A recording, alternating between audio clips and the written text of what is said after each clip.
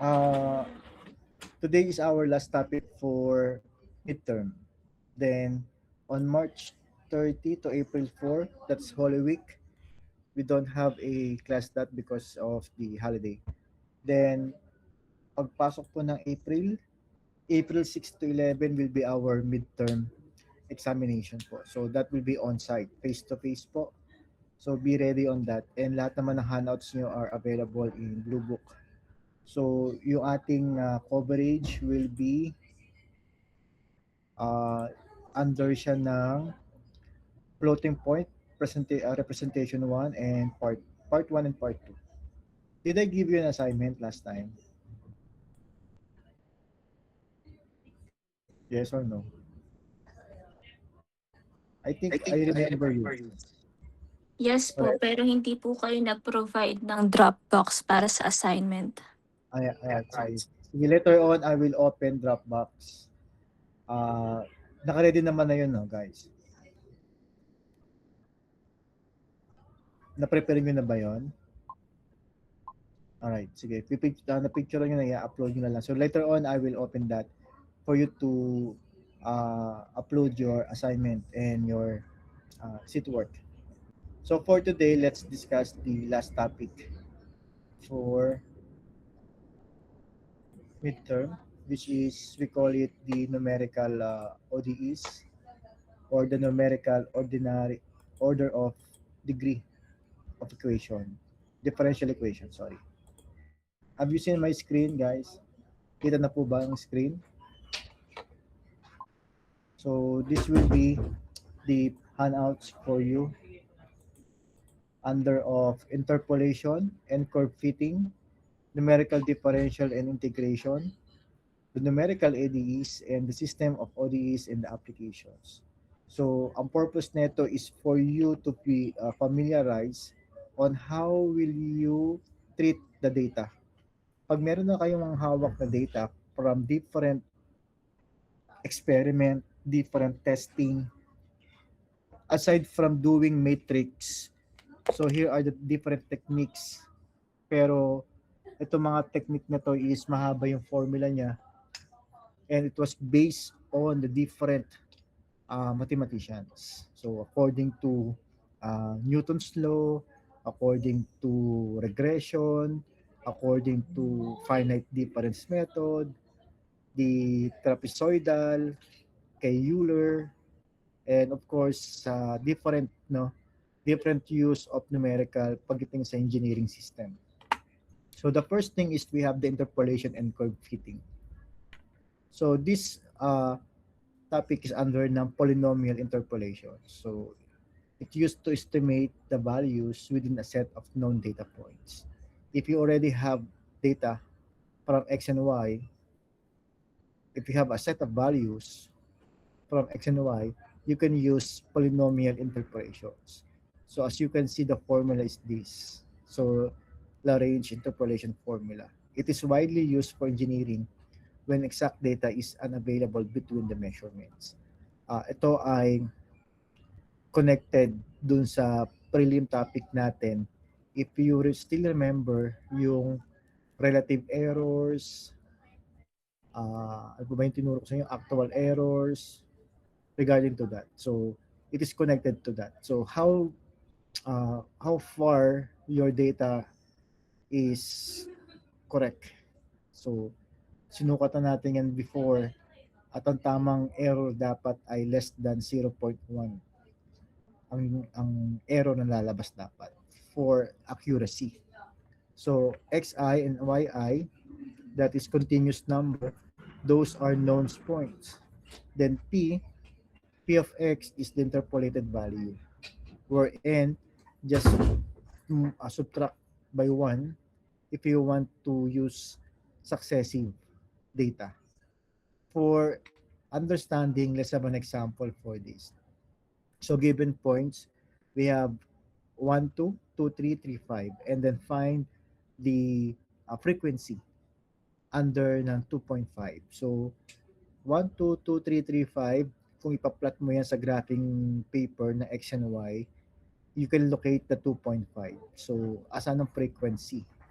So if you want to check that, you may use device tulad ng oscilloscope, yung yun sa ComLab natin, yun sa laboratory equipment natin. Makikita niyo yung frequency curve niya pagdating sa 2.5 pagka pinalat mo yan.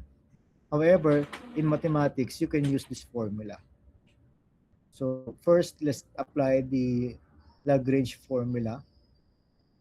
Then we will now focus on letter L. So letter L, sabi dito, is yung ating interpolated value for known data points.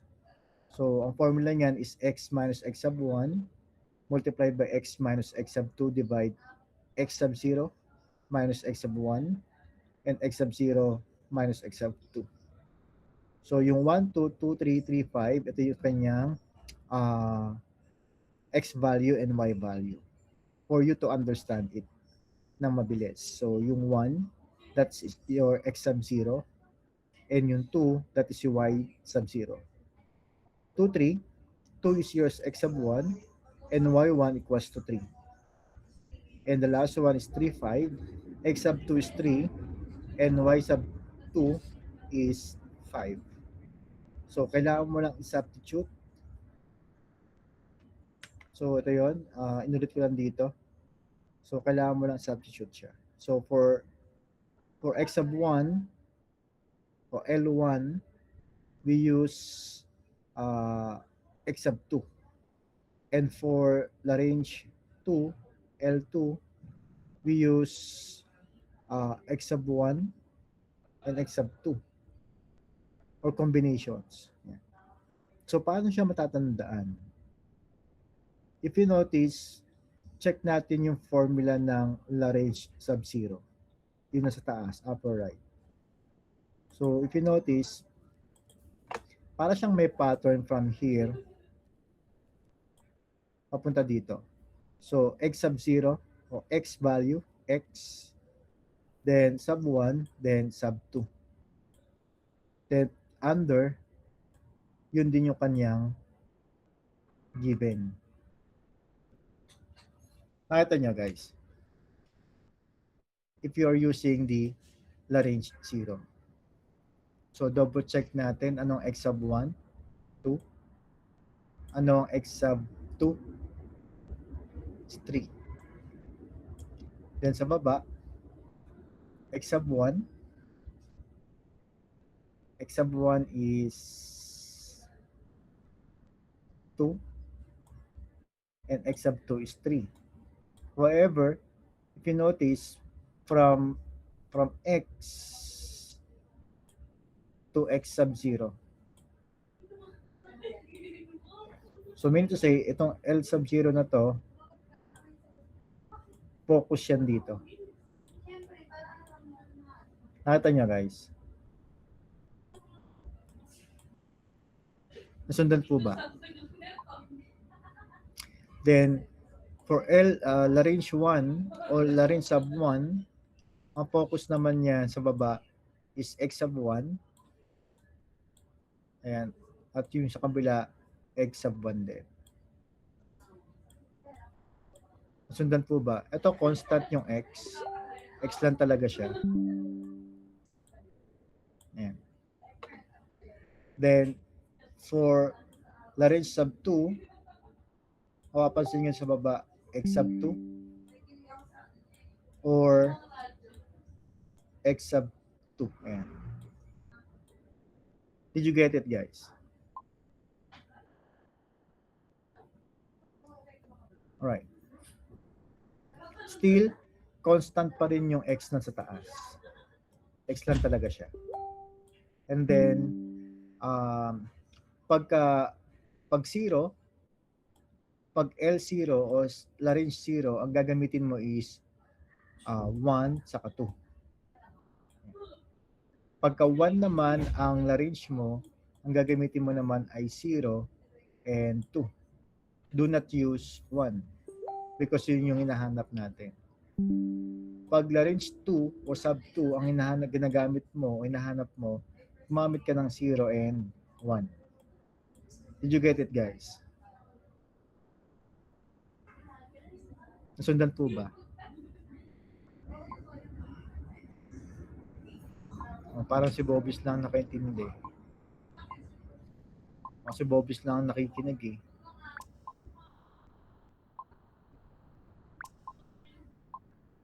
Okay. So, kung ano yun sa taas, yun na rin yun sa baba mo. Kung ano yun sa taas, numerator mo, yun na rin ang denominator mo. Same thing here. Kung ano numerator mo, yun na rin denominator mo. Same here.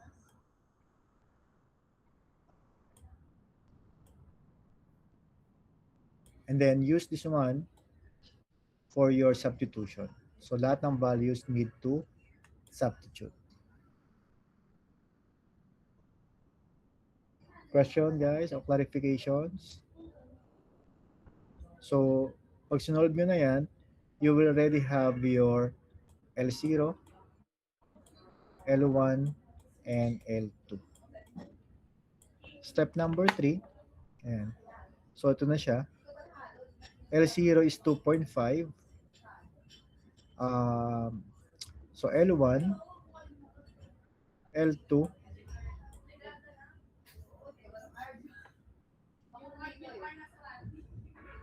saan nanggaling ang negative 0.125 and 0.75. Dun sa fraction mo yan. And then, we have the 0.375. Then, using multiply by corresponding to y, so gamit tayo ng p of x is 2.5. Ito yung hinahanap natin guys yung frequency. Dun sa problem. Ayan find f frequency of 2.5. Ito siya. So dito, ayan. Ito na yung f of x.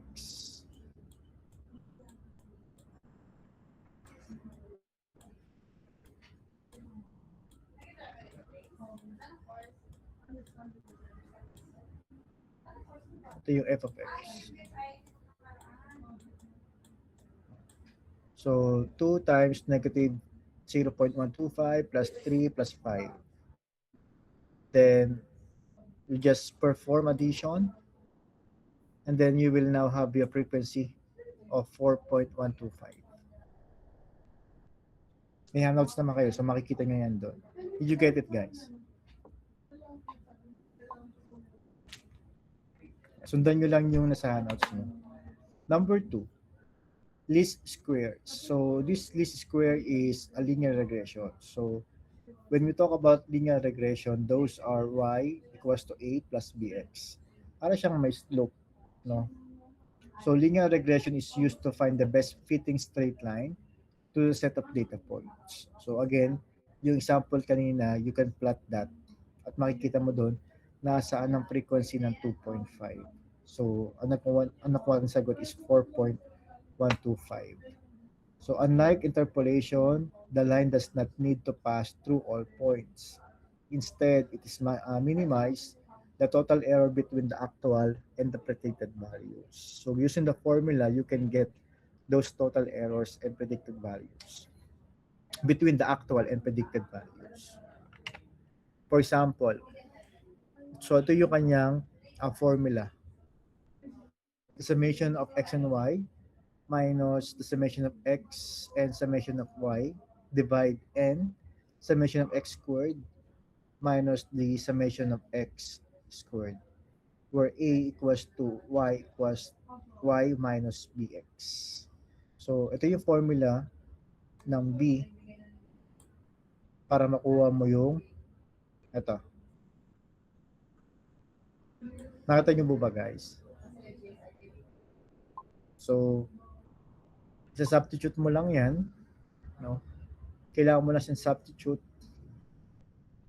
kasi may value ka naman ng x and y. So, what if kung yan daw ay b is 1.5 at yung a mo is 0.33. So, try natin. So, step 1, compute natin yung mga values. Ito yung given natin. So, ang total ng x natin is 1 plus 2 plus 3, that is 6.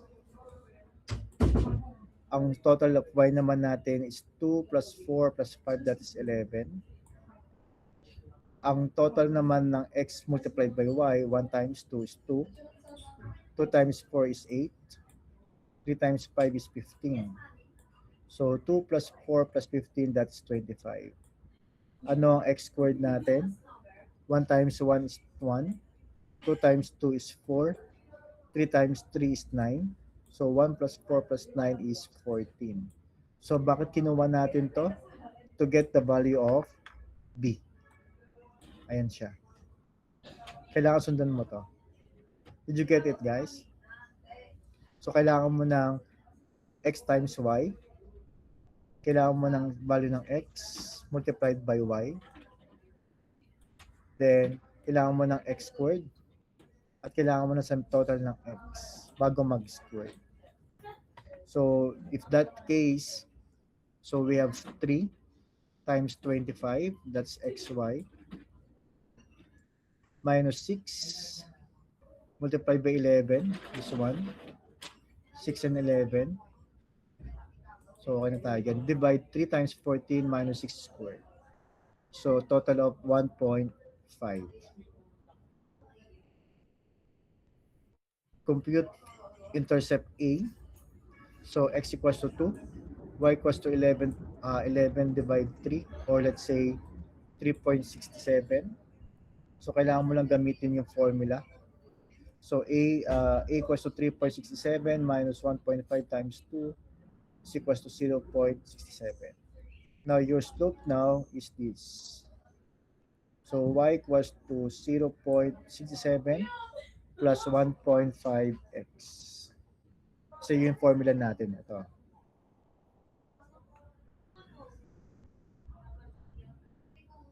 Question, guys, so clarification.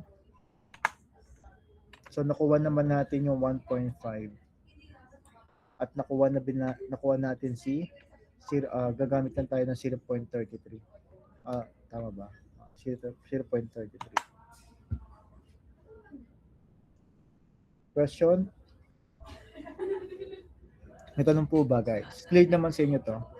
Although may handouts na to, masusundan nyo naman. Kasi lahat naman ng solution nilagay ko na dito.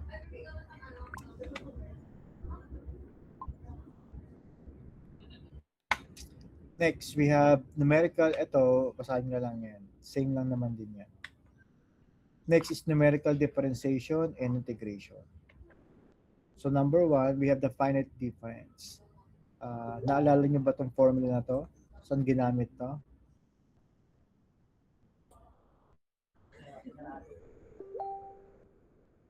Anyone?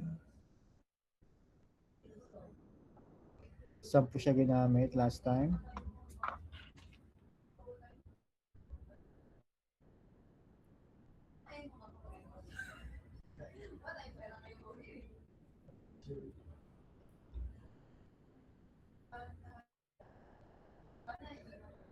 Miss Bobbies, saan mo naalala yung formula na yan? Dun sa lesson na may true error sa mga absolute true error. So that's an approximation ng integral. Okay, thank you. That's correct, Miss Bobbies. So, ito makikita nyo is more on how this formula used in finite difference. Pero ginamit na rin natin to doon sa sinabi ni Miss Bobbies na paghanap ng true errors.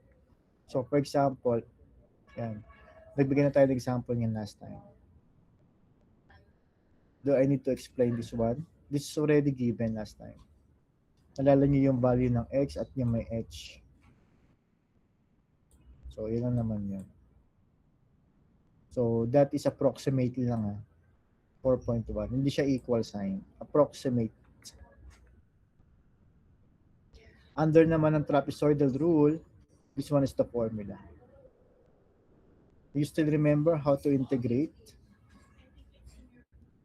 The integral of f of x dx approximately to h over 2 multiplied by f of a plus f of b from a to b.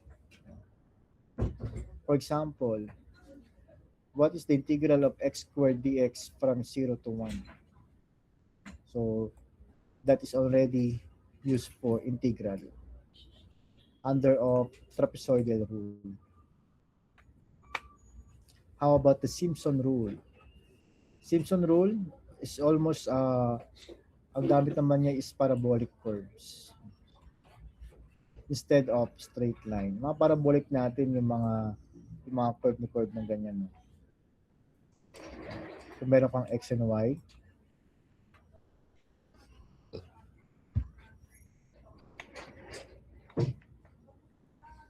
Numerical ED, ito sa Euler method naman, meron tayong technique dito na gagamitin pero finals pa siya. Ang pinakamagandang, ang best method na ginagamit natin dito is yung naka-matrix na siya. Pag naka-matrix na po yan, mas madali mo ma-apply si Euler method instead of using this formula na medyo hassle because of the masyadong mahaba equation niya.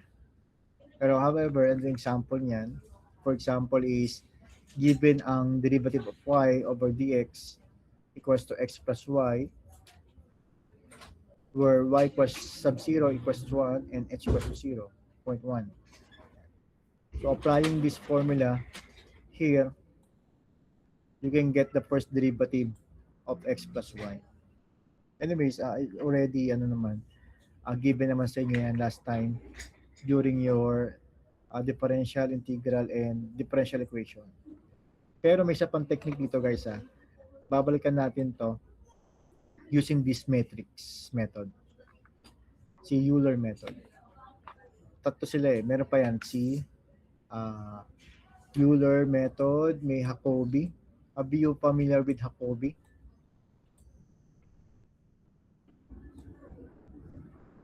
Jacobi. Easy natin yan. And this one is the improved Euler example. So makikita nyo naman dito is more on derivative lang. First derivative lang. We're given ang y sub 0 and h 0.1.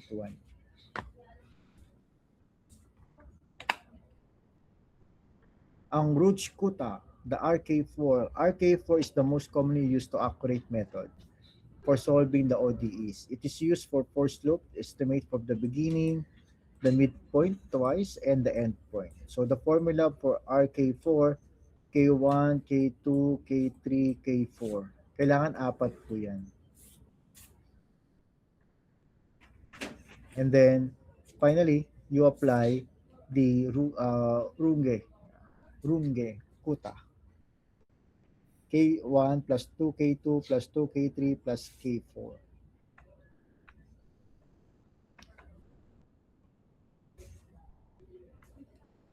So, system of ODEs and applications. So, it's more on vector forms, pero I will not elaborate pa this because this will not be your focus. Sa laboratory kasi,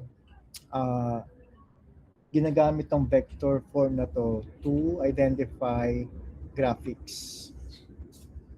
Pero wala naman tayong subject na graphics. Kaya, if you know, if it is really needed for you. Anyways, yun lang naman yun. Yung ating numerical EDEs. And this one is already uploaded to your Blue Book. Okay, so that's it. And I hope you will be ready on your midterm exam. Natapos na ba kayo sa STAR evaluation nyo for faculty? Lahat po kayo nakapag-survey na?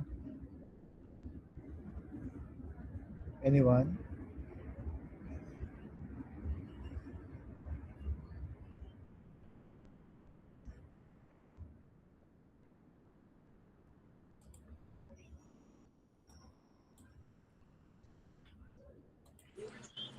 Sir, ano daw po yung survey? Yung ating tawag dito. Yung star evaluation for teacher, nag-evaluate na po ba kayo? Hindi pa. Hindi pa po. Tapusin nyo ngayon. I'll give you time to finish that.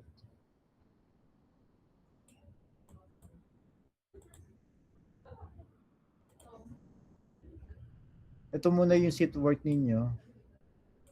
Pa-Dropbox na po yan hanggang 5 p.m. Then, Sir, yung seat work po yan last time. ito naman yung assignment.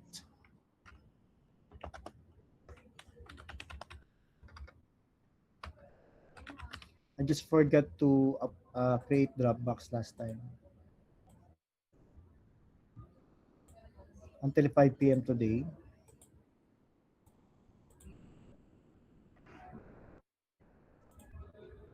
Pa-Dropbox na po yan. At yung screenshot.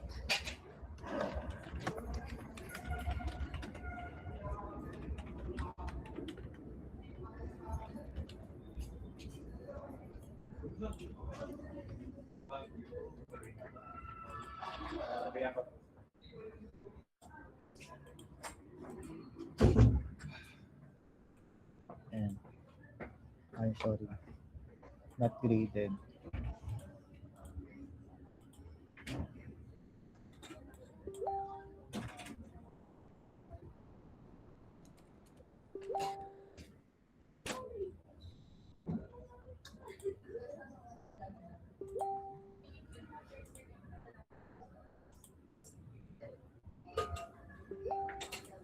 Sir, Yes. wala pa naman pong nagsisirculate na link for the evaluation. I will send today. I will send. Okay. Okay, thank you.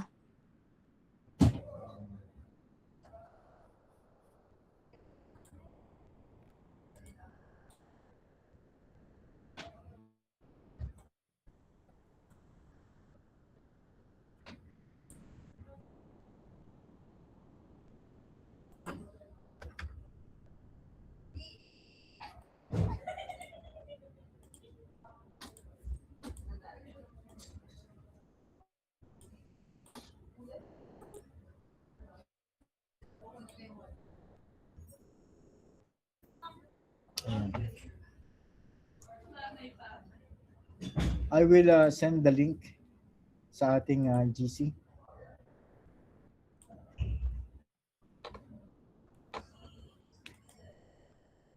Any more question or clarification, guys?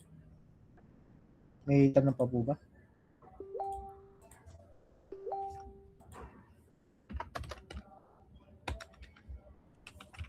Sir, clarification dun sa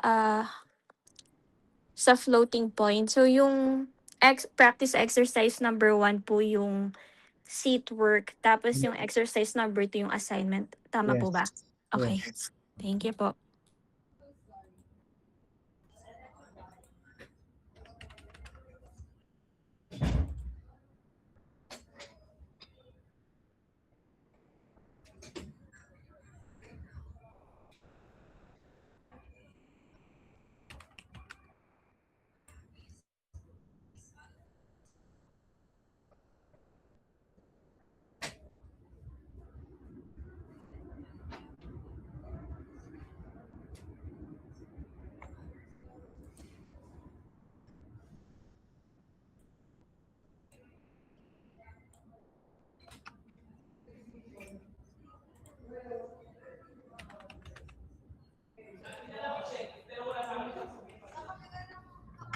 Ayan, I already shared the link for your student teacher assessment rating or star evaluation. Kindly rate your teacher, lahat po lahat ng teacher ninyo.